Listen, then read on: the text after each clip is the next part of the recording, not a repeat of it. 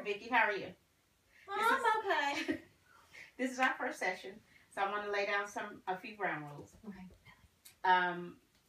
Everything in here that we discuss is confidential. You can tell me whatever you need to tell me. It won't go outside these walls. I do not use the internet. My notes, if I take any, will be on a pad, legal pad, that stays within a locked file here. Do you have any questions so far? What if my husband calls? I am not at liberty to discuss anything with him. Okay, thank you. Okay. Because I don't want him to know I'm here. Okay, so you are married? I'm married. How long have you been married? 5 years. Happily? No. No? That's why I'm here. Okay. Tell me a little bit about yourself, your children if you have any, and then we can start into discussing the issues you want to discuss. Okay. Actually, this is my second marriage. Mm-hmm. I have children that are 5 and 8 that I had with my first husband.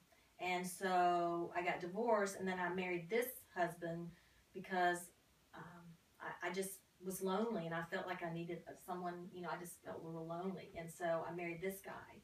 But he is so abusive, verbally abusive to me, and it just really tears me apart. But I just don't think I can make it financially without him.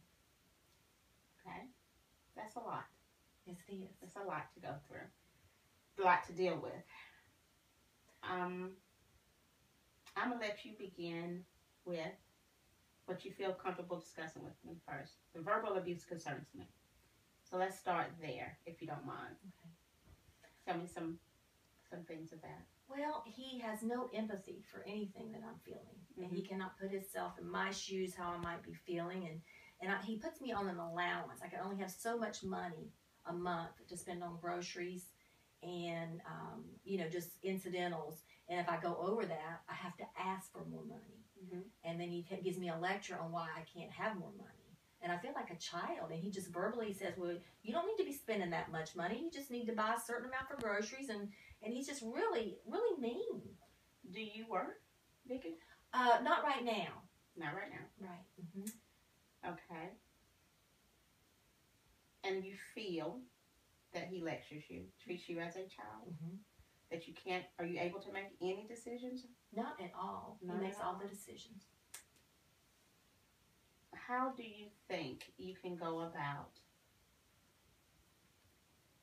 eliminating some of the verbal abuse? If not right away, what steps do you think you can take to combat that? Well, I try to tell him how I feel. I try to say, that really hurts my feelings. You make me feel like a child. And what is his reaction? He says, well, you shouldn't have married me then. And what do you say? I said, well, I realize that. No. Are we supposed to laugh? That's okay. Okay, I'm sorry. No, that's okay.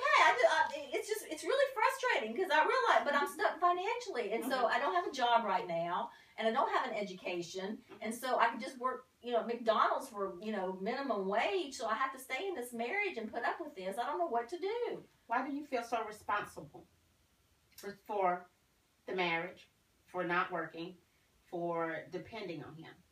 I believe, this is just my thoughts. Why do you feel such a sense of responsibility and loyalty to stay with someone who treats you this way? Other than the fact that you have no education, we can combat that. That's doable. You have no means financially to be on your own. So what steps do you think we can take to alleviate some of this burdens that you feel? Well, I thought about going back to school and, getting a degree, but he says that I just need to be home and take care of him. So I thought about moving home to my sister's house and trying to start there, but then I'll miss my children. I won't get to see my children. And they live with their dad right now because they don't like this man that I'm married to, so I don't get to see them as much. So you're really isolated. I am. Really, and I feel like I'm depressed because I feel stuck. Okay, so let's go back to your feelings. Okay, we know that you're in a relationship that's verbal abusive. You're dependent on your husband. Do you love your husband? I'm in love with the man I thought I married, and I keep trying to find that love again, Mm-hmm. and focus on that. And because I'm a Christian also, I feel like you're supposed to stay with your husband, that you can't, divorce is not acceptable. Mm-hmm. And so I keep thinking that maybe he'll change, and I keep trying to work on that factor. Why do you think he's going to change? Well, because, miracles happen. God can change anybody. But are you the only one unhappy in the relationship? Do you know if he's happy? Well, only reason he's not happy right now because I'm not having sex with him.